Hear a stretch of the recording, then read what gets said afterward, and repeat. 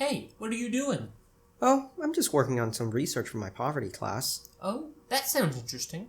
I think I just heard something about that on the news. Didn't the number drop down to like 13%? Well, it's a bit more complicated than that. How so? Well, let me ask you this. What is poverty? That's easy. It's the state of being poor, right? Essentially, but what makes a person poor exactly? I suppose a person is poor if they don't have enough money to feed themselves, clothe themselves, and the like. Well, you're right in that a person who can't afford food would be considered poor, but I'd argue there's more to being poor than just that. Consequently, just having food on the table and a roof over your head doesn't necessarily make you not poor. Leading poverty scholar Martha Nussbaum argues that in addition to basic physical needs, humans require an environment that is conducive to a dignified existence. She states in her book, Creating Capabilities, that there are 10 central capabilities, including play, the ability to have a healthy lifestyle, and an adequate education. A person that does not possess these capabilities, even if they have a full stomach and a roof, is not living in an environment deserving of their innate dignity. So you're saying that a person is poor if they aren't living in accordance with these 10 goals? Not exactly. Remember, Nussbaum only referred to them as capabilities. Another leading poverty scholar, Amartya Sen, addresses this idea in his books The Quality of Life and Inequality Reexamined, where he draws the distinction between functionings and capabilities. Essentially, functionings are an individual set of achievements, while capabilities refers to the permutations of achievements that an individual can realistically realize. In other words, achievements represent what a person is, while capabilities refers to a person's potential. This distinction is vital to the definition of poverty. Take, for example, two people, John and Hank. Both individuals consume significantly less than 2,000 calories a day. However, whereas John consumes insufficient calories as a result of not having the resources to purchase food, Hank consumes few calories because he's fasting. We wouldn't say that Hank is poor because he could, if he so chose, to consume more calories. I get it. Poverty is not so much concerned with each individual's accomplishments, but rather whether they have the opportunity to pursue a set of achievements. This way, we give people the freedom to choose whether they want to pursue a specific lifestyle. I guess the definition of poverty, then, would be a failure of capabilities needed to maintain a dignified lifestyle as a result of income inadequacy. Precisely. But wait a second. How is anyone supposed to measure that? I mean, last time I checked, there wasn't any kind of capability unit. You're right.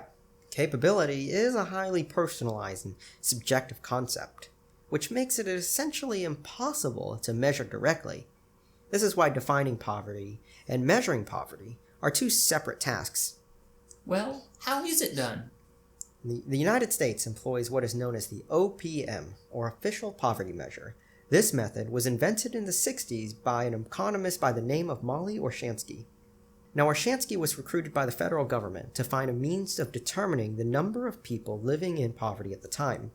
She finally settled on a system which had a specific threshold below which a person was considered to be in poverty and above which they were not.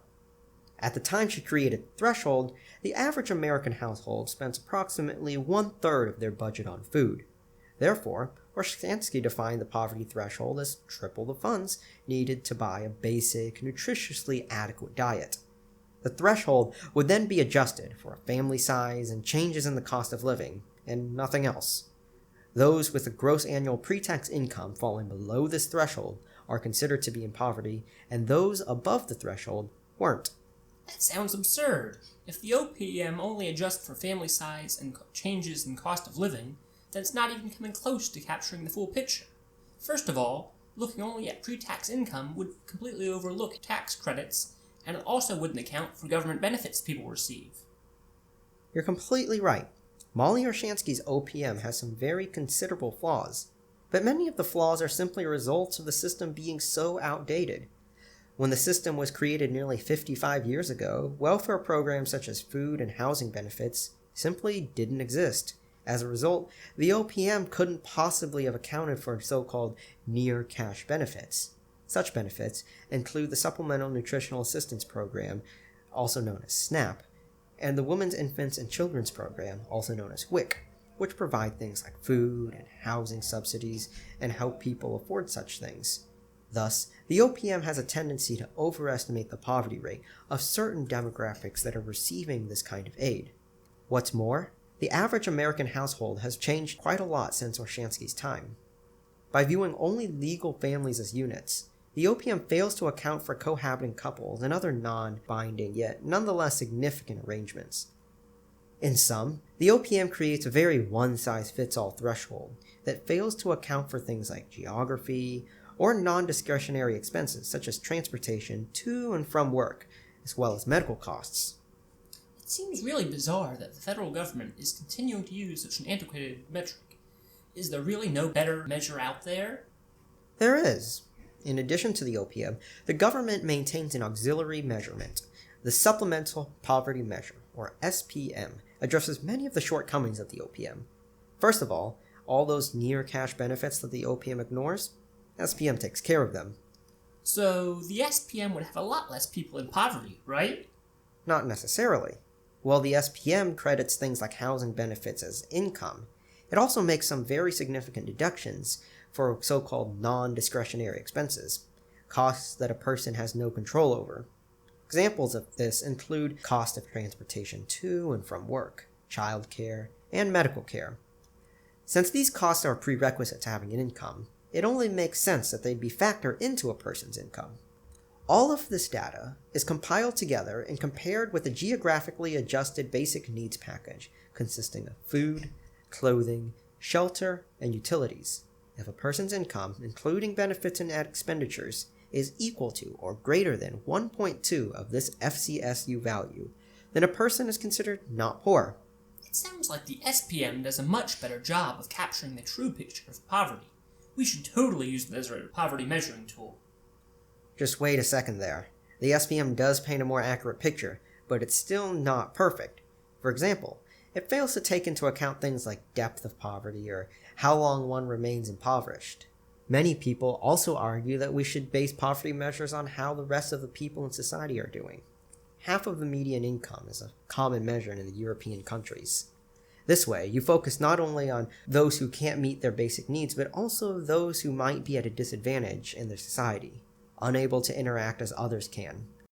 Adam Smith pointed out in his book, The Wealth of Nations, that in 18th century London, no man could go out in public without a linen shirt and expected to be included by his peers. Yet, a linen shirt certainly isn't a basic need.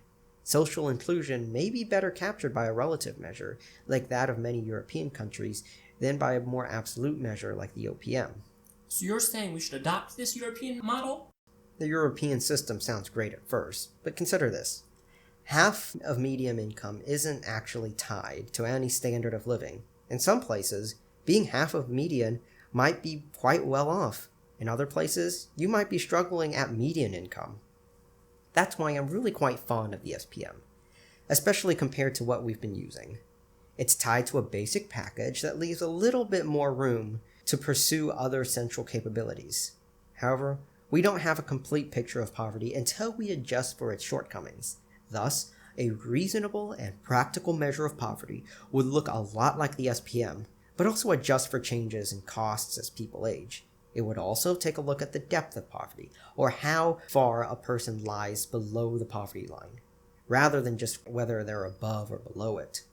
Of course, no system can be absolutely perfect, but I think that we do a really good job of capturing the capability failure we've discussed earlier with this modified SPM.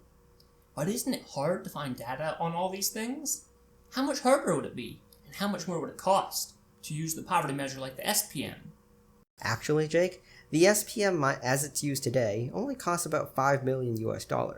Drop in the bucket when we look at the entire federal budget. As to your other concern, yes, it would be a bit more difficult to get accurate data for this quasi-SPM measure. However, with a large sample, we could still have a tremendous level of confidence in our results.